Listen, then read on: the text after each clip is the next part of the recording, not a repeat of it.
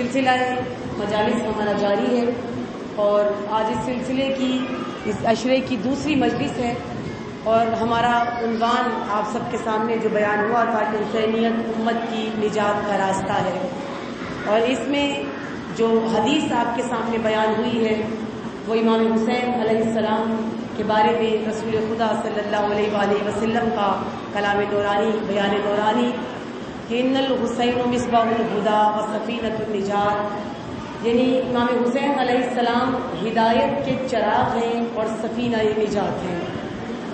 امام حسین کی ذات ہر طرح کی مشکلات سے ہمیں کیسے نجات دے سکتی ہے۔ وہ ذات جس کا عمل، جس کا وجود، وہ سب کچھ جو کچھ کربلا میں انہوں نے کیا ہے، وہ سب عمل جو امام حسین نے انجام دیا ہے، یہ ہماری زندگیوں کے لیے راہ نجات کیسے بن سکتا ہے۔ ہم اس طرف متوجہ نہیں ہیں، ہماری توجہ اتنی اس طرف نہیں ہے کہ امام حسین کس طرح ہمیں نجات دے رہے ہیں اور تسلسل سے یہ نجات کا سفر جاری ہے۔ جس طرح کل آپ کے سامنے بیان ہوا کہ ہم دنیاوی مشکلات میں اتنے مبتلا ہیں، ہمیں ڈال دیا گیا ہے ان مشکلات میں کہ ہم دنیا میں غرق رہیں اور باہر کی طرف نہ دیکھیں کہ ہمارے ساتھ کیا ہو رہا ہے۔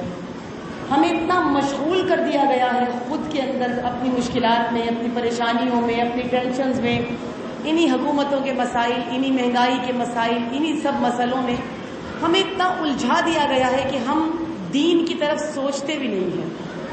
اگر آپ اپنے گھروں کو ہی دیکھیں تو جتنا تذکرہ بجلی اور گیس کے بلوں کا ہوتا ہے، شاید اتنا تذکرہ خدا کے بھی نہیں ہے۔ ایسا ہی ہے نا، یعنی اتنا الجھا دیا گیا ہے۔ جتنا تذکرہ ابھی پچھلے دنوں جو تسلسل سے سلسلہ جاری تھا، میرا نہیں خیال کہ اتنا تذکرہ آپ نے کبھی مولا کا کیا ہو جتنا تذکرہ آپ لوگ، شاید آپ نہ کرتے ہوں، لیکن پورے پاکستان میں جتنا تذکرہ عمران خان کا ہو رہا ہے۔ یعنی اتنا گرفتار ہوئے، آ گئے، یہاں ہوا، وہاں ہوا، کیس ہو گیا، مطلب تسلسل سے اتنا الجھا دیا گیا انہی چیزوں میں کہ ہم دین کو ہم نے پس پشت ڈال دیا ہے، وہ ہمارے لیے اہمیت نہیں رکھتا۔ آج ہم جس نہج پہ پہنچے ہوئے ہیں، خاص طور پہ شیعہ، اگر میں امام حسینیوں کی بات کروں، شیعوں کی بات کروں، تو ہمیں سوچنے کا موقع ہی نہیں ملتا کہ ہمارا یہ راستہ ہی نہیں ہے جہاں ہمیں چلا دیا گیا ہے۔ یہ جمہوریت، یہ ڈکٹیٹرشپ، یہ بادشاہت، یہ سب تو راستہ ہی ہمارا نہیں تھا، کیونکہ ان راستوں پہ جو رہنما آپ کو ملتے ہیں وہ یا ہٹلر ملتا ہے یا آپ کو آل سعود جیسے بادشاہ ملتے ہیں، یہ آپ کو ملتا ہے نظام، اور اس نظام میں آپ کہیں بھی نہیں ہیں۔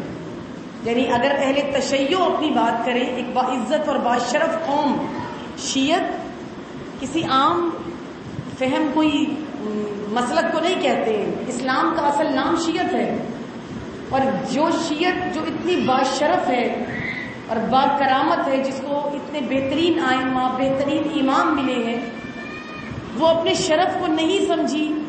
اسی لیے آپ جتنے بھی نظام دیکھ لیں جو آپ کو ملے ہیں اب تک، وہ چاہے جمہوریت کا نظام ہو، وہ چاہے ڈکٹیٹرشپ ہو، کوئی بھی فوجی آیا ہو جس نے آپ پر حکومت کی ہو، یا کہیں بھی بادشاہت کا نظام ہو، ان تمام نظاموں میں آپ گھل مل جاتے ہیں، لیکن کیا ان نظاموں میں آپ کی جگہ ہے؟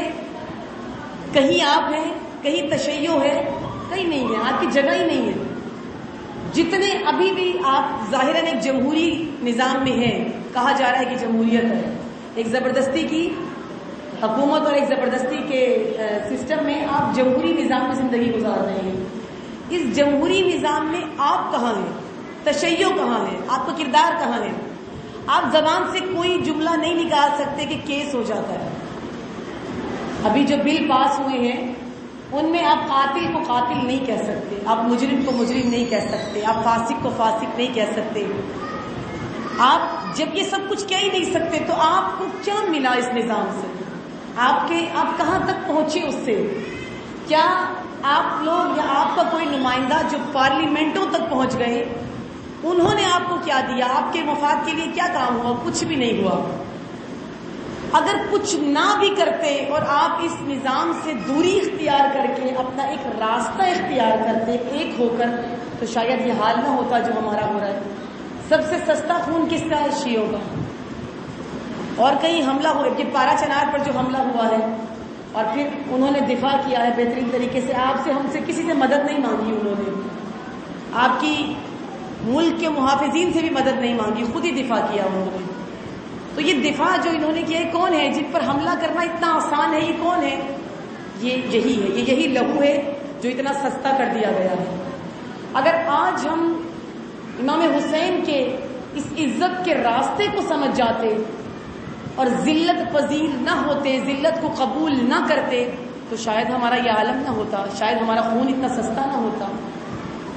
جب بھی کبھی کسی ملک میں دہشت پھیلانی ہو، چاہے داعش نے پھیلانی ہو، چاہے طالبان نے پھیلانی ہو، تو سب سے پہلے وہ باقی کسی کو نہیں مارتے، سب سے پہلے جو حملہ ہوتا ہے وہ آپ کی مسجد میں ہوتا ہے، بم بلاسٹ ہوتا ہے وہ آپ کے جلوسوں پہ ہوتا ہے، ٹارگٹ کلنگ ہوتی ہے تو آپ کے لوگوں پہ ہوتی ہے۔ کیوں ہوتی ہے؟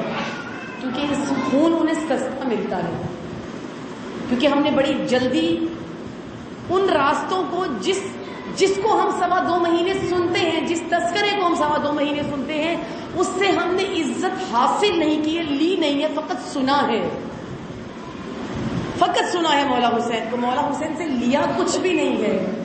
اگر ہم کچھ لے لیتے تو شاید ہمارا راستہ اور ہوتا۔ اب آپ کے ذہن میں یہ بات آئے گی کہ ہم تو اتنے مختصر سے لوگ ہیں، ہم کیا اپنی عزت کو حاصل کریں اور کیا ہم وہ کریں۔ اتنی بڑی سلطنت مسلمانوں کی، اور اتنی بڑی سلطنت میں 72 کا ایک جگہ آنا، اور ایک جگہ آ کر کربلا کا برپا ہونا، سب کا شہید ہو جانا، لیکن پھر بھی اس نظام کا، اس سسٹم کا، اس ولی کا، اس پیغام کا زندہ رہنا دلیل ہے اس بات کی کہ تھوڑے بھی ہوں تو کام کیا جا سکتا، لیکن حوصلے کی ضرورت ہے، ہمت کی ضرورت ہے۔ وہ قومیں جن کے پاس چراغ نہ ہو، وہ کہہ سکتا ہے کہ اندھیرا ہے، ہم چل نہیں سکتے، سفر طویل ہے، راہیں بہت زیادہ ہیں، راستے مختلف ہیں، کون سا نجات کا راستہ ہے ہمیں نہیں معلوم۔ لیکن جن کے پاس راستہ بھی ایک ہو، آپ کے پاس 2 راستے نہیں ہیں، جب آپ حسینی ہو جاتے ہیں، حسینیوں کے پاس کئی راستے نہیں ہوتے، فقط ایک راستہ ہوتا ہے، اور وہ راستہ ہے حق کا راستہ، حسینی راستہ۔ جب معین ہو چکا کہ راستہ ایک ہے اور راستہ امام حسین کا ہے اور کوئی راستہ نہیں ہے، اور اب آپ یہ کہیں کہ راستہ تو ہے، اب اس میں کوئی چراغ نہیں ہے، تو یہ بھی غلط ہے۔ یعنی حسین ابن علی ہیں تو چراغ ہدایت ہے، رسول کہہ رہے ہیں، یعنی ہدایت دینے کے لیے یہ 2.25 مہینے آپ کے پاس آ گئے، اور خصوصیت سے یہ 10 دن جنہیں ہم ضائع کر کے گزار دیتے ہیں، یہ 10 دن بہت اہم ہیں آپ کی زندگی کے۔ ابھی جو کل میں نے ابتدا میں کہا نا آپ کے سامنے کہ خدا کا شکر ہے کہ اس نے ایک اور محرم ہمیں نصیب کیا ہے، یہ پھر ہمیں عشرہ نصیب کیا، پھر ہمیں یہ دن نصیب کیے۔ کیوں شکر ہے خدا کا؟ اس لیے کہ زندگی کو بدلنے کے لیے، راستوں کو مشخص کرنے کے لیے اور حق پہ چلنے کے لیے، اپنے لہو کو پاک کرنے کے لیے اور پاکیزہ اپنے وجود کو کرنے کے لیے خدا نے پھر ایک مہلت دے دی۔ اب اس مہلت سے فائدہ اٹھانا ہے آپ نے اور ہم نے سمجھنا کیا ہے۔ اگر ہم غل غپاڑا کر کے چلے جائیں اور پھر آگے سے کوئی فائدہ بھی حاصل نہ کریں تو یہ 10 دن بھی اسی طرح آئیں گے جیسے آپ کی زندگی کے باقی ایام آتے ہیں اور آ کے چلے جاتے ہیں۔ لیکن آپ کو بار بار مجلسوں میں بلانا مولا کی طرف سے بھی، کیونکہ یہ ان مجلسوں کے بانی آپ ہم تو ہے نہیں، پہلے بھی آپ کے درمیان کئی مرتبہ کہہ چکی، یہ بانی امام سجاد ہیں اور جناب زینب ہیں، تو وہ جو مجلسوں کے بانی ہیں،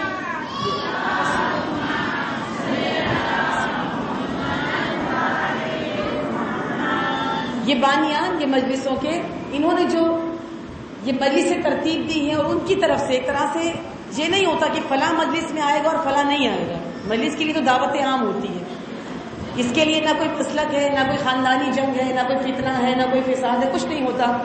جو فرش عزا بچھاتا ہے، اعلان کر دیتا ہے، اس میں یہ نہیں ہوتا کہ عیسائی نہیں آئے گا، یہودی نہیں آئے گا، سنی نہیں آئے گا، شیعہ نہیں آئے گا، فلاں خاندان کا نہیں آئے گا، سید آئے گا تو غیر سید نہیں آئے گا، یہ نہیں ہوتا۔ جب فرش حسین بچ گیا تو سب آتے ہیں اور سب آ کر پھر ایک ہوتے ہیں۔ اس میں یہ نہیں ہوتا کہ کوئی اگر بڑے خاندان کا ہے، زیادہ پیسے والا ہے تو اس کو الگ جگہ بٹھایا جاتا ہے، جو چھوٹے خاندان کا ہے اس کو نہیں، سب برابر ہو جاتے ہیں۔ کیوں؟ کیونکہ فرش حسینی سب کو برابر کر دیتا ہے۔ جہاں غریب بھی وہی حیثیت رکھتا ہے جو امیر ہے، اور شاید غریب زیادہ حیثیت رکھتا ہے کیونکہ شاید اس کا عقیدہ امیر سے کہیں زیادہ بلند ہوتا ہے۔ یہاں پر آپ کی نیتیں دیکھی جاتی ہیں، آپ کے اعمال دیکھے جاتے ہیں، اس در دولت پہ آپ کی دولت نہیں دیکھی جاتی۔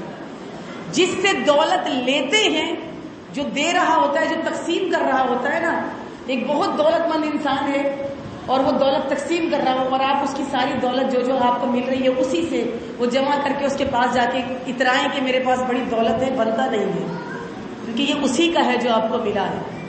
ایسے ہی یہ در دولت جو امام حسین کا ہے، جو سب کچھ دے رہے ہیں، اور وہاں پہ آ کے ہم اترائیں کہ ہم اتنے عظیم ہیں، ہمارا تو یہ خاندان ہے، ہمارے پاس اتنا مال ہے، یہ سب انہی کے دیا ہوا ہے۔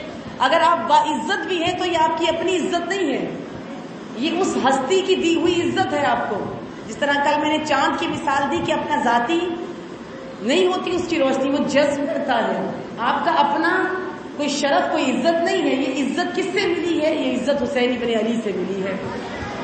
ہم اگر میں اہل منبر کی بات کروں، ہمیں اگر ذاتی طور پہ دیکھیں ہم کچھ بھی نہیں ہیں، شاید وہی عام انسان، لیکن ہمیں اگر عزت دی جاتی ہے، ہمیں کوئی عزت سے سلام کر لیتا ہے، ہمیں کوئی آ کر عزت سے مل لیتا ہے، کوئی ہماری بات سن لیتا ہے، کوئی ہمیں بلا لیتا ہے، کوئی ہمیں کچھ چائے کو بھی پوچھ لیتا ہے، اگر کہ آج کل اتنی مہنگائی ہے کوئی کسی کو چائے کا بھی نہیں پوچھتا، لیکن اگر کوئی ہمیں وہ بھی پوچھ رہا ہے تو یہ اپنی ذاتی عزت نہیں ہے ہماری، ہم اہل منبر کی جتنے بھی ہیں، یہ عزت بھی جذب کی ہے ہم نے کس سے؟ امام حسین سے۔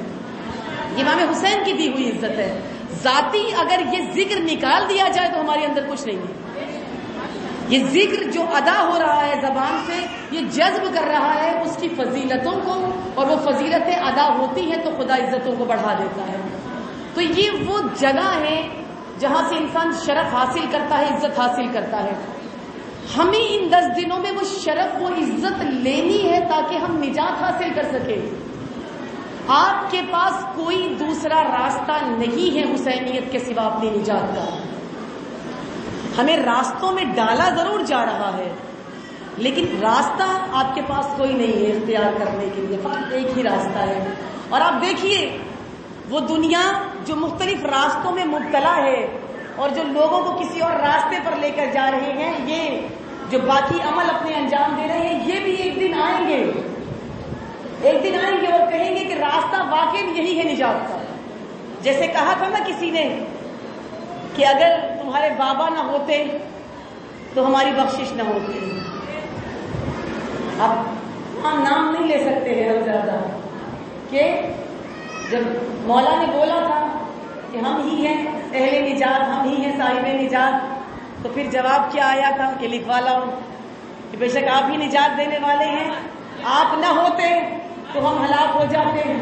تو وہ جو ہلاک کے در پہ پہنچ جائے اور ہلاکت کے در پہ پہنچنے کے بعد یعنی پوری زندگی اپنی ایسے مقام پر گزارے کہ کبھی کسی راستے پر، کبھی کسی راستے پر، لیکن ایک ایسا مقام آئے جہاں پر ہلاکت بالکل قریب ہو، خاتمہ بالکل قریب ہو، نابودی بالکل قریب ہو، وہاں پر آ کر کہنا پڑتا ہے کہ اگر علی نہ ہوتا تو ہم ہلاک ہو جاتے۔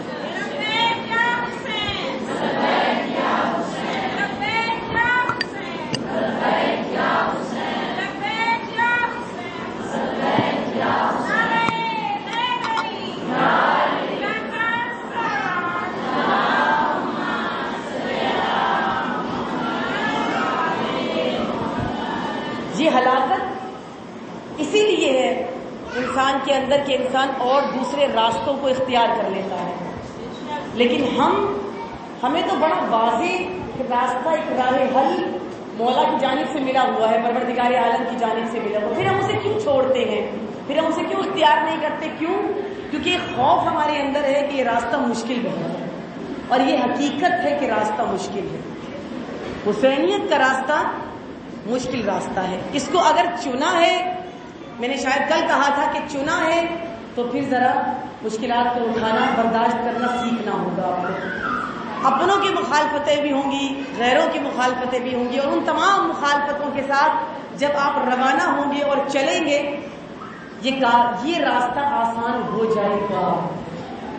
ہم جن بہت ساری مشکلات میں سے مبتلا ہیں، کل میں نے آپ کو ایک مشکل بیان کی تھی کہ ذلت، ہم ذلت پذیر ہو چکے ہیں، ہمیں ذلت پسند آ چکی ہے، ہم اس کو قبول کر چکے ہیں. ہم نے یہ نہیں دیکھا جس طرح مولا کائنات جس نے یہ راستہ تشکیل دیا ہے اور بنایا ہے، مولا کائنات نے بھی، میں پچھلی مجلس میں بھی کہہ کے آئی ہوں، مولا کائنات نے اس راستے کو تشکیل دیا تھا، رسول نے تبلیغ کیا تھا، اور مولا کائنات نے اس راستے کو بنایا تھا. تشکیل کیسے بنایا تھا؟ مسجد کوفہ میں جب سر پہ ضربت لگی تھی تو آواز آئی تھی فزتو برب الکعبہ، رب کعبہ کی قسم علی کامیاب ہے.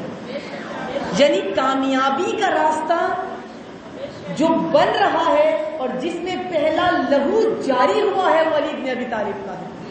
مردوں میں پہلا لہو جس راستے پر جاری ہوا ہے، یعنی ضربت بتا رہی ہے اور مولا کے یہ جملے بتا رہے ہیں کہ راستہ کس کا ہے؟ راستہ حق کا ہے. اور اس کامیابی کے راستے پر جس نے اپنے پہلے لہو سے اس کو رنگین کیا ہے وہ علی بن ابی طالب ہے. اور اب اس راستے کو جو سنوارا ہے اور بچایا ہے وہ جناب سیدہ نے مسجد نبوی میں جا کر بچایا ہے. اس کو سنوارا جناب سیدہ نے ہے، اس کو بنایا مولا کائنات نے ہے. اور جب سنوار دیا، بنا دیا، سب کچھ واضح ہو گیا، اب کیونکہ یہ راستہ چلنے کے لیے آمادہ ہے اور تیار ہے، اب اس پہ چلنے والوں کو چراغ چاہیے، اس پہ چلنے والوں کو نقش قدم چاہیے. یہ راستہ بغیر کسی مدد کے طے نہیں ہو سکتا، یہ راستہ بغیر کسی رہبر کے طے نہیں ہو سکتا، یہ راستہ بغیر کسی پیشوا کے طے نہیں ہو سکتا. اس کے لیے رہبر، رہنما، پیشوا کی ضرورت ہے. اب کیا کریں؟ راستہ تو فزتو برب الکعبہ کے اعلان کے بعد واضح ہو چکا ہے. اسی لیے رسول نے کہا کہ حسین ہدایت کا چراغ ہے. ایک دفعہ نگاہ تو کرو فزتو برب الکعبہ پہ، ایک دفعہ اس پر نگاہ کرو، اس کامیابی پر نگاہ کرو. وہ کون سی کامیابی ہے جو پروردگار عالم کے سامنے علی خوشی خوشی قبول کر رہے ہیں؟ وہ علی جو میدان جنگ میں جاتے ہیں اور موت کو ہتھیلی پر رکھ کر اترتے ہیں، لیکن واپس آ کر افسردہ ہوتے ہیں. لوگ خوش ہوتے ہیں کہ علی فتح پا کے آئے ہیں اور علی افسردہ ہے کہ میں پھر بچ گیا.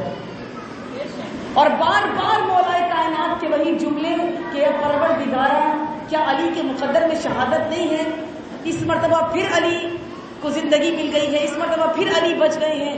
وہ موت کو ہتھیلی پہ رکھ کر میدان میں اترنے والا علی ابن ابی طالب جب بچ کے آتا ہے، لوگ خوش ہوتے ہیں، فخر کرتے ہیں اس اسلام کے سردار کی خوشی کے اوپر اور اسلام کے سردار کی فتح کے اوپر. لیکن علی افسوس کرتے ہیں کہ میں پھر زندہ واپس لوٹ آیا ہوں، میں شہید نہیں ہو سکا. جب شہیدوں کے لاشوں کو اٹھاتے ہیں پھر علی آنکھیں بھر کے کہتے ہیں کہ پروردگارا وہ شہادت کا وقت کب آئے گا؟ اور پھر وہ جو تمنا شہادت رکھتا ہے، جس کو میدان میں تو کوئی شہید نہیں کر سکا، جس کو چہرے کے سامنے آ کر سینے پر تو جس کے کوئی وار نہیں کر سکا، جس کو میدان میں لڑ کر تو کوئی شکست نہیں دے سکا، جس کے مد مقابل آ کر تو کوئی اس کو شکست نہیں دے سکا، اس کے لیے شکست دینے کے لیے کوشش یہ کی گئی کہ شاید مسجد میں جبکہ علی حالت نماز میں اس عالم میں ہوتے ہیں کہ علی دنیا سے بالکل کٹ جاتے ہیں اور علی کا رابطہ اپنے رب سے ایسے ہوتا ہے کہ جیسے علی ابن ابی طالب اپنے رب کو دیکھ رہے ہوں، اپنے رب سے ملاقات کر رہے ہوں. تو وہ وقت جب علی ابن ابی طالب کا اللہ سے ملاقات کا وقت ہے، وہ بہترین وقت ہے علی کو شکست دینے کا. لیکن دشمن یہ نہیں جانتا کہ اس وقت بھی علی کی شکست نہیں ہے، وہ وقت بھی جب علی سجدے میں ہے علی کی شکست نہیں ہے. وہ وقت سجدے کا جب انسان اپنے سجود کے، اپنے کمال کے، ساجدین کے سجود کے کمال کے عروج پر ہوتا ہے. سجدہ نماز کا وہ مقام ہے جب نمازی اپنے اس سجدے میں اپنی عبودیت کے، اپنے اللہ کا بندہ ہونے کے عروج پر پہنچا ہوا ہوتا ہے. اللہ کا عبد جب سجدے میں ہو تو وہ بندگی کے عروج پر ہوتا ہے. وہ دشمن جو سمجھ رہا تھا کہ یہ وقت شکست ہے، وہ غلط سمجھ رہا تھا. یہ وہ وقت تھا کہ جب علی اپنی اس بندگی کے عروج پر تھے، اس سجدے میں عروج بندگی میں جب تلوار چلائی گئی تو شاید لوگوں کے ذہنوں میں تھا کہ علی کی زبان سے آہ کا کوئی لفظ نکلے، کوئی درد کا لفظ نکلے، کوئی تکلیف کا لفظ نکلے، لیکن نہیں نکلا. آہیں تب نکلی جب کسی اپنے نے علی ابن ابی طالب کا ساتھ نہیں دیا. مولا کی آہیں تھی، آہ ایک میں کاش کوئی اس علم کے سمندر کے اندر اتر جاتا. یہ علی کے سینے کے اندر علم کا سمندر موجزن ہے، کوئی تو ہو جو اس علم کو لے لے، کوئی تو ہو جو اس علم کو اپنے اندر سمیٹ لے. کوئی نہیں ملا مولا علی کو. جتنے اپنے بھی صحابی بھی جو تھے ان کا بھی پیمانہ چھلک جاتا تھا. وہ پورا کا پورا علم علی ابن ابی طالب اپنے اندر نہیں لے سکتے تھے. اس وقت آہیں نکلتی تھی. وہ 25 سال کی خاموشی مولا کائنات کی اس وقت آہیں نکلتی تھی مولا علی کی. لیکن جب یہ وقت آیا جب تلوار چلی سر پہ اور لوگوں کو لگا کہ علی کی آہ نکلے گی، علی کی آہ نہیں نکلی، بلکہ آواز کیا آئی، فزتو برب الکعبہ، رب کعبہ کی قسم علی کامیاب. یعنی یہ کامیابی کا وقت ہے. یہ راستہ کیا بتا رہا ہے کہ تمہاری ذلت بھری زندگی میں نجات نہیں ہے، نجات اپنے پروردگار عالم کے سامنے خود کو پیش کرنے میں ہے. علی امام علی کی جتنی زندگی ہے کل کی کل باعزت اور باشرف زندگی ہے. اور پھر جب یہ راستہ سنوار کے اس فزتو برب الکعبہ نے دیا ہے آپ کو، اس آواز کے ساتھ دیا ہے، اس کعبے پر اس راستے پر حسین ابن علی اپنے چراغوں کو جلا رہے ہیں. اور نہ فقط چراغوں کو جلایا بلکہ اپنا لہو، جوان بیٹے کا لہو، 6 ماہ کے بچے کا لہو، اپنے بھائی عباس کا لہو، اپنے بھتیجوں کا لہو، اپنے بھانجوں کا لہو، ان سب کا لہو یک جان کر کے اس راستے پر ایسے نقش قدم چھوڑے ہیں کہ جب سارا زمانہ تمہیں ذلت کی طرف لے کر جانا چاہے تو بھی یاد رکھو کہ عزت کا راستہ، نجات کا راستہ حسینیت کا راستہ ہے، اور تمہیں تلاش کرنے میں مشکل نہیں ہوگی. وہ راستہ لہو لہو ہوگا. اس راستے پر حسین ابن علی کے خون کے نشان نظر آئیں گے، پاؤں کے نشان نظر آئیں گے. وہ راستہ بہت واضح اور معین ہے، اور ہمارے پاس ہے وہ راستہ کہ آپ جب گریہ کرتے ہیں، آپ جب ماتم کرتے ہیں، آپ جب مجلس اذا برپا کرتے ہیں، یہی تو راستہ ہے. آپ کو اور مجھے اس نجات کے راستے سے کس نے ہٹایا؟ دشمن نے. آج ہم جو اتنا بکھر چکے، ہم جو اتنا ٹوٹ چکے، آج شیعہ کے ساتھ نہیں ہے، آج مومن کے ساتھ نہیں ہے، آج دلوں میں نفرتیں اتنی پیدا ہو چکی ہیں. یہ کس لیے ہے؟ آج یہ گروہ بندی کس لیے ہے؟ ہم نے تقسیم کر دیا نا.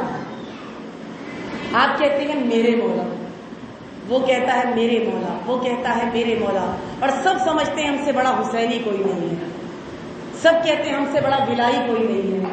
سب کہتے ہیں ہم سے بڑا علی والا کوئی نہیں ہے. ہم نے معیار کیا بنایا ہے؟ ہمارے ذہنوں میں محبت کا معیار کیا ہے؟ محبت کا معیار ہے کوئی جتنا بہترین فضائل پڑھے گا، جتنے بہترین قصیدے پڑھے گا، وہ اتنا بڑا مولا ہی ہے. آپ کسی کے دل کی محبت کو کیا جانتے ہیں کہ کس کے دل میں فتوے لگانا آسان ہے، فلاں غالی ہے، فلاں ڈبو ہے، فلاں مقصر ہے، فلاں یہ ہم لگاتے ہیں. کسی کے دل کی محبت سے آپ واقف نہیں ہیں. آپ اسی لیے تقسیم ہیں کیونکہ آپ اپنے دل کی محبت کو وہاں تک پہنچا ہی نہیں سکے. اگر آج آپ وہاں تک پہنچتے اس کمال تک تو آپ کسی اور کا دل نہ ٹٹولتے، آپ اپنا دل ٹٹول رہے ہوتے.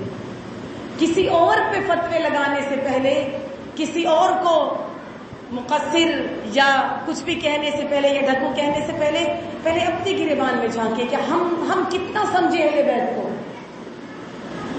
ہم کہاں تک پہنچے، کیا ہماری ولایت وہاں تک ہے؟ ہم نے کیا حاصل کیا؟ کیا میرا گھر، میرا انداز، میرا رہن سہن، میری گفتگو، میری بات چیت، میری بچی کی تربیت، میرا اپنے شوہر کے ساتھ رہنا، میرے شوہر کا میرے ساتھ رہنا، میرا اپنے گھر والوں کے ساتھ رہنا، کیا یہ بتا رہا ہے کہ میں حسینی ہوں؟ اگر تو بتا رہا ہے تو ہاں ٹھیک ہے کہ آپ واقعی اس گھرانے سے متمسک ہیں، تعلق ہے آپ کا، آپ راہ نجات پہ چل چکے ہیں. لیکن اگر نہیں ہے، آپ خود الجھنوں کا شکار ہیں تو آپ کسی اور پر فتویٰ نہیں لگا سکتے.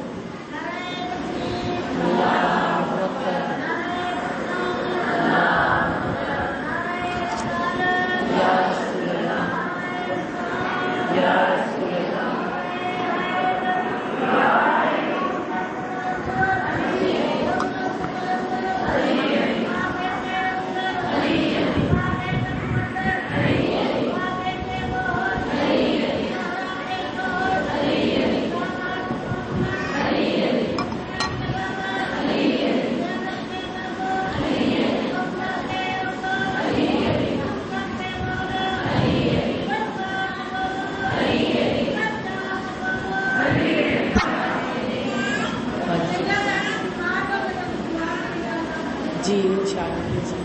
تو یہ راستہ جس پہ ہمیں چلنا ہے خود کو دیکھ کر، پہلے خود کو دیکھ کر کہ ہم کہاں ہیں. یہ 10 ایام، یہ 10 دن بہت قیمتی ہیں. ذرا آپ عزادار حسین بن کے آئے ہیں، اور عزادار اگر سمجھ جائے کہ عزادار کس کو کہتے ہیں تو شاید ہم بہت آگے نکل جائیں اس مقام سے جہاں ہم بیٹھے ہوئے ہیں. آپ سب اس وقت یہاں جتنے بیٹھے ہیں آپ مسلک کی قید سے آزاد ہیں، اور آپ سب عزادار حسین ابن علی بن کے آئے ہیں. آپ کچھ لینے آئے ہیں. ابھی میں نے پچھلی مجلس میں کہا کہ تبرک تو ہوتا ہے، تبرک تو سب کو ملتا ہے، وہ ذرا سا مل جائے تو بھی تبرک ہے. اور بھلے کہ تبرک ہونا چاہیے کیونکہ تبرک میں شفا ہے. تبرک کو تبرک ہی سمجھ کے کھایا کریں کیونکہ تبرک میں شفا ہوتی ہے، برکت ہوتی ہے. جس گھر میں جاتا ہے اس گھر کے رزق میں برکت پیدا کر دیتا ہے. جو بیمار کھاتا ہے بیمار کو شفا عطا کرتا ہے. اگر نیت سے کھایا جائے یہی تبرک جو مجلس حسین میں تقسیم ہوتا ہے، بھلے کچھ بھی ہو، ایک پانی کا گلاس ہو یا ایک ٹافی ہی کیوں نہ ہو، اگر وہ ذرا سا بھی آپ کو مل گیا ہے تو اس کو ایسے ہی لیں جیسے واقعی تبرک ہے، برکت والا ہے، قابل برکت ہے، قابل عزت ہے. وہ جو آپ کو وہ ایک بھی چیز مل رہی ہے ان مجلسوں کے ذریعے سے تو وہ تو مل ہی رہا ہے، لیکن وہ جو ہدایت مل رہی ہے جس کو پانے کے لیے آپ آئے ہیں، جس کو پانے کے لیے آپ اپنے بچوں کو، اپنے گھر بار کو سب کچھ چھوڑ کر اور اپنا کھانا، اپنا پینا، اپنی ہر چیز کو ترک کر کے آپ 1-2 گھنٹے مجلسوں کے لیے نکالتے ہیں، وہ ہدایت ہے. اور ہدایت کس سے لینی آئے ہیں؟ آپ حسین ابن علی سے ہدایت لینے کے لیے آئے ہیں. اور اصل مقصد جو مجلس حسین ابن علی کا ہے وہ یہی ہے. اور ہر سال جو مختلف عناوین سے آپ کے سامنے بیان ہوتا ہے اور فقط امام حسین کے بارے میں بیان ہوتا ہے، اس کا مقصد بھی یہی ہوتا ہے کہ جتنے پہلو کربلا کے ہیں، جو کچھ ذات امام حسین اپنی ذات سے ہمیں دے رہی ہے، وہ سب کا سب ہم جتنا ہو سکتا ہے سمیٹے. جتنا ہم نے بڑا کم سمیٹا ہے. امام حسین کی 10 سالہ امامت میں 28 رجب سے لے کے اور تقریباً 10 محرم تک کے بس یہی کلام ہے ہمارے پاس، اور کوئی کلام نہیں ہے مولا حسین کا. ان 4-5 مہینوں کا جو کلام ہے بس یہی ہے. ہم فقط یہ 4-5 مہینوں کا کلام بھی نہ سمیٹ سکیں، یہ ہدایت بھی نہ سمیٹ سکیں، یہ بھی نہ لے سکیں تو کیا فائدہ ہماری زندگیوں کا. ہم ذلت پذیر اسی لیے ہو گئے کہ ہم نے اس چراغ ہدایت سے وہ ہدایت نہیں لی جو مولا حسین دینا چاہتے ہیں. وہ راستہ جس راستے پر مولا چلانا چاہتے ہیں، درود بھیجیے محمد والے.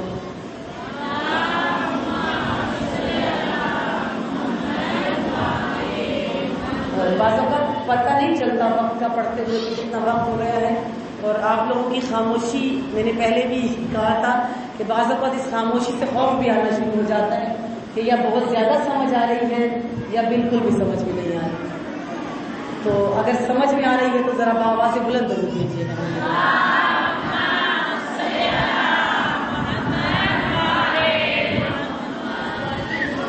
اس راستے پر جب لے کے چلنا ہے، اب آپ سوچتے ہوں گے، ظاہر ذہن میں انسان کے سوال آتا ہے کہ میں کیسے نجات پاؤں، مطلب پورے عالم کو چھوڑو میری ذات کیسے نجات پائے. جو میں نے عنوان تو لے لیا کہ حسینیت بشریت کی نجات کا راستہ ہے یا ذریعہ ہے، لیکن ساری بشریت کی نجات تو ہے، لیکن میں ذاتی طور پہ بھی تو نجات پانا چاہتی ہوں.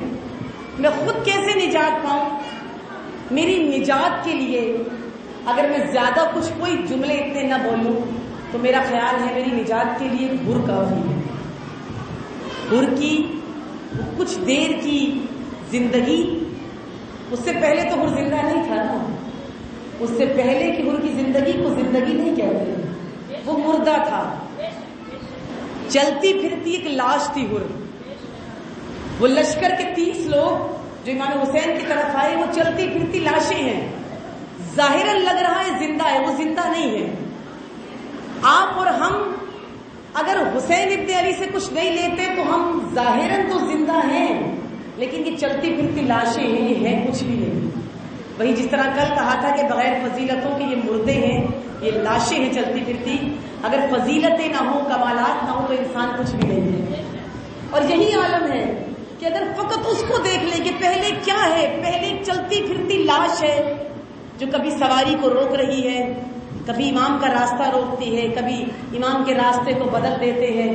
اور وہی چلتی پھرتی لاش جب 9 محرم کی رات آئی ہے، اس لاش میں زندگی آنا شروع ہو گئی. زندگی کیسے آئی ہے؟ اس لاش میں روح حسین ابن علی نے پھونک دی ہے. جتنی مردہ قومیں ہیں، جتنی مردہ ملتیں ہیں، ان سب مردہ ملتوں کو، ان سب مردہ قوموں کو روح کی ضرورت ہے. ہر بدن جب خدا بناتا ہے، جب ماں کے شکم میں بچے کو پروردگار عالم بنا رہا ہوتا ہے، اگر روح نہ ہو تو پورا شکم بن بھی جائے، شکم میں پورا بچہ بن بھی جائے اور اس کے اندر روح نہ ہو تو بیکار ہے. آپ یہ کہیں گے کہ یہ ماں، اب وہ ماں تو بن گئی ہے، لیکن جو بچہ ہے وہ بغیر روح کے مردہ ہے، حیات نہیں ہے. روح کس چیز کا نام ہے؟ روح آپ کی حیات کا نام ہے، آپ کی زندگی کا نام ہے. جسم زندگی نہیں ہے، آپ کی روح اصل زندگی ہے. آپ کا سارا فوکس، آپ کی ساری توجہ کس پر ہے؟ اس جسم پر. آپ سنوارتے کس کو ہیں؟ جسم کو. آپ بناتے کس کو ہیں؟ جسم کو. آپ دکھاتے کس کو ہیں؟ جسم کو. آپ چھپاتے کس کو ہیں؟ جسم کو. آپ جو کچھ کر رہے ہیں، کھاتے پیتے کس کے لیے ہیں؟ جسم کے لیے. آپ پروان کس کو چڑھا رہے ہیں؟ جسم کو. آپ خوبصورت بن رہے ہیں کس کے لیے؟ یہی جسم کے لیے. آپ اپنی جو میک اپ کرتے ہیں، کچھ بھی کرتے ہیں، یہ سب کچھ کس کے لیے ہے؟ اپنے جسم کو سنوارنے کے لیے کہ بھلے یہ ضروری ہے. آپ نہاتے ہیں، آپ دھوتے ہیں، آپ پاک ہوتے ہیں، یہ سب کس کی طہارت ہے؟ جسم کی. آپ یہ سب کچھ جو جسم کے ساتھ کرتے ہیں، اتنی توجہ، خاص طور پہ ہماری جوان بچیاں بہت توجہ کرتی ہیں. کوئی ویکس کر رہا ہوتا ہے، کوئی تھریڈنگ کرا رہا ہوتا ہے، فیشل کرا رہے ہوتے ہیں، جو کچھ یہ سب چیزیں ہیں، لوازمات، یہ سب کرتے ہیں. شادی بیاہ میں جاتے ہیں، میک اپ کرتے ہیں. یہ سب کس کو سنوار رہے ہیں؟ جسم کو. اس کو خوبصورت بناتے ہیں، اس کو سنوارتے ہیں. یہ سب تو سمجھ گیا، اور اندر سے جو کالا ہے، یہی خوبصورت بدن، یہی خوبصورت چہرہ، یہی میک اپ زدہ چہرہ، یہی بالوں سے کٹا ہوا چھلا ہوا چہرہ، یہی یہ ویکس شدہ اور خوبصورت اور گورا اور چٹا یہ چہرہ، کیا اس کی روح بھی اتنی ہی گوری ہے؟ کیا اس کا نفس بھی اتنا ہی گورا ہے؟ کیا اس کا اندرونی وجود بھی اتنا ہی گورا ہے جتنا ظاہر ہے؟ اگر تو اتنا ہی گورا ہے، اتنا ہی خوبصورت ہے تو نور علی نور ہے. لیکن اگر ظاہر گورا ہے اور اندر سے روح اور قلب کالا ہے، اس کی حیات کا کوئی فائدہ نہیں ہے.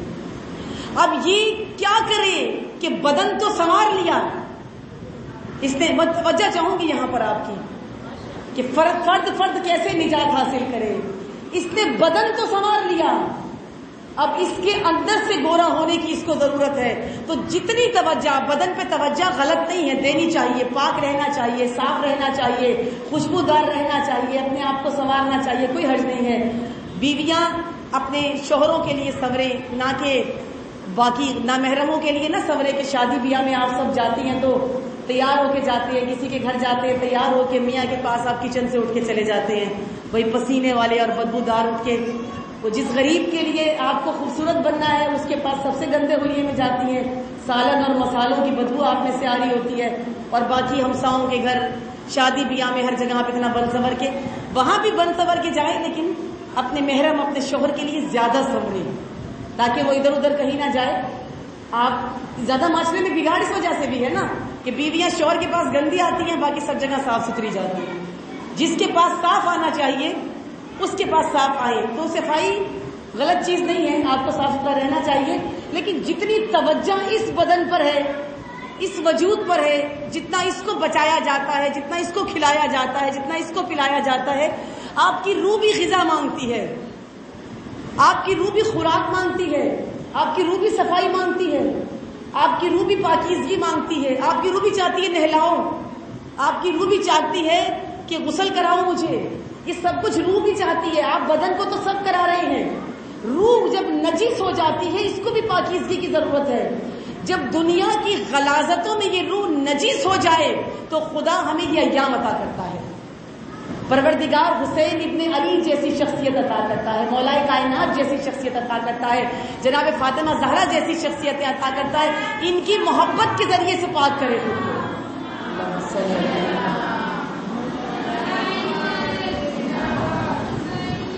زندہ باد، زندہ باد، زندہ باد، مردہ باد، مردہ باد، مردہ باد.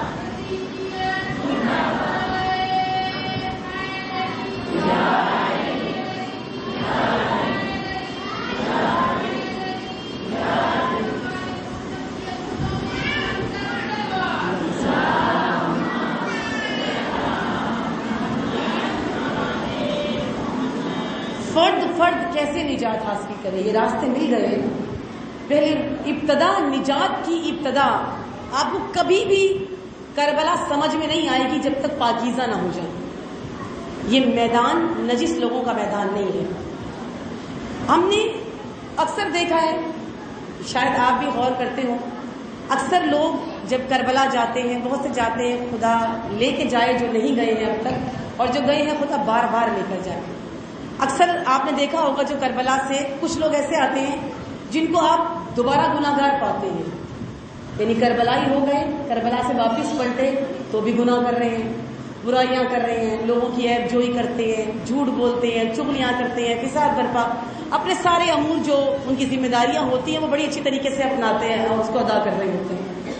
آپ کبھی کبھی جو کربلا نہیں جاتا وہ بیچارہ تو کہتا ہے نہیں کیسا انسان ہے. کربلا سے ابھی ماں کے شکم کی سے جیسے بچہ نکلتا ہے ویسا ہوتا ہے نا. حدیث ہے کہ کربلا سے جب کوئی ہو کے آتا ہے قبر حسین سے تو گویا وہ ایسا ہے جیسے شکم مادر سے ابھی باہر نکلا ہو. تو یہ جو ابھی تازہ باہر نکلا ہے شکم مادر سے، اس نے ابھی اپنے گناہ بخشوائے، اب واپس پلٹا، پھر دوبارہ اپنی امور انجام دے رہا ہے. وہی اپنی ڈیوٹی سے نہیں ہٹا، جانے سے پہلے بھی گناہگار تھا، آنے کے بعد بھی گناہگار ہے، وہی سب کچھ. تو خیال آتا ہے کہ کہتے تو یہ ہے کہ جو وہاں چلا جائے ہدایت لے کے آتا ہے، یہ ہدایت کیوں نہیں لے کے آیا؟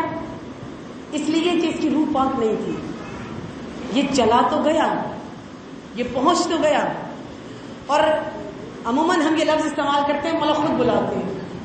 چلو بلا لیا، اگر بلایا تھا تو پاک کرنے کے لیے بلایا تھا کہ غسل اپنی روح کو یہاں بھی دے دو، اپنی روح کو تھوڑا سا یہاں بھی پاک کر لو، اپنی روح کو تھوڑا سا یہاں بھی دھو لو، تھوڑا صابن اس میں لگا لو، تھوڑا اسے بھی پاکیزہ کر لو.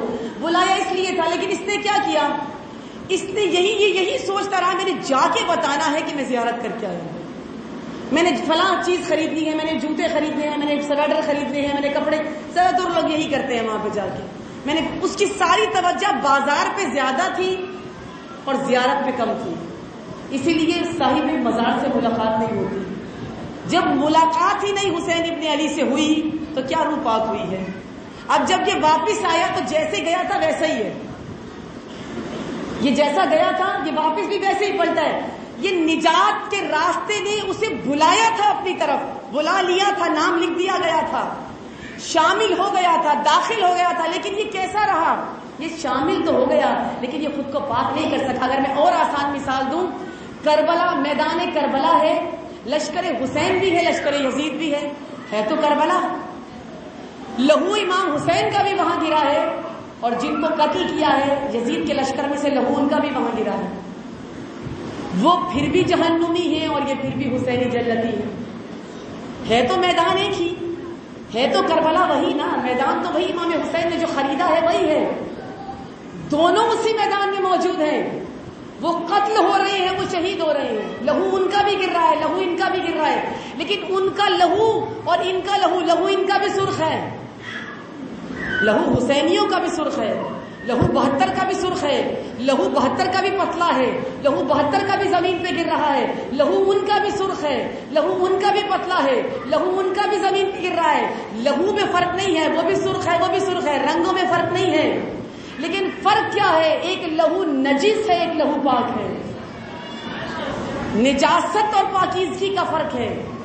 ایک لہو وہ ہے جو روحوں کو پاک کر کے نجات کے راستے پہ گر رہا ہے، ایک لہو وہ ہے جو موت کے راستے پر جا رہے ہیں، ظاہراً حیات لگ رہی ہے لیکن اپنے لہو کو بیکار ضائع کر رہے ہیں، ضلالت کے راستے پہ لے کے جا رہے ہیں۔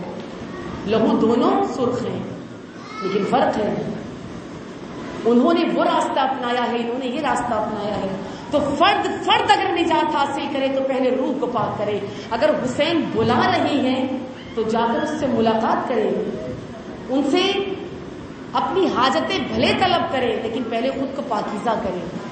اور کیا بہترین ہو کہ گھر سے پاکیزہ ہو کے نکلے، اور ان پاکیزگیوں کے لیے، ان راہ نجات کے لیے سب سے پہلی چیز یہ مجلس ہے۔ آپ کو روح کو غسل دلانے کے لیے پانی میں اترنا نہیں پڑتا، آپ کی روح کو اشک حسین پاک کر دیتا ہے، آپ کی روح کو ذکر حسین ابن علی پاک کر دیتا ہے، آپ کی روح کو امام کی کلامات پاک کر دیتے ہیں۔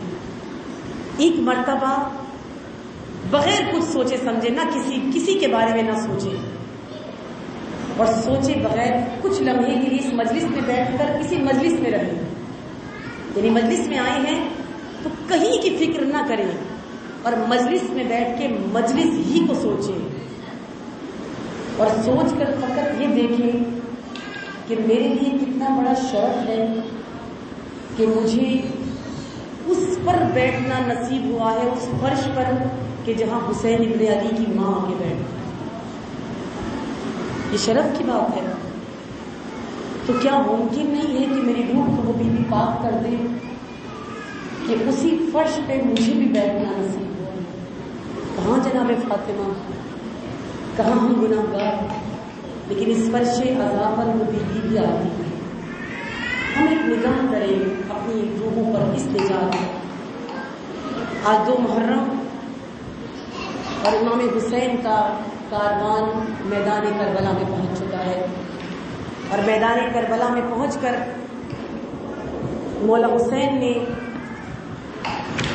بنی اسد کو بلایا اپنے پاس۔ یہ روایتوں کے جملے ہیں، اور کئی مرتبہ میں ادا بھی کر چکی ہوں، بیان کر چکی ہوں کہ امام کی سواری آگے نہیں بڑھ رہی تھی۔ جب بنی اسد کو بلایا تو پوچھا یہ کون سا میدان ہے؟ انہوں نے بتایا، بزرگ نے بتایا کہ یہ میدان کربلا ہے۔ امام حسین نے کہا بس یہی ہمارے رکنے کی جگہ ہے، یہی ہمارے ٹھہرنے کا مقام ہے۔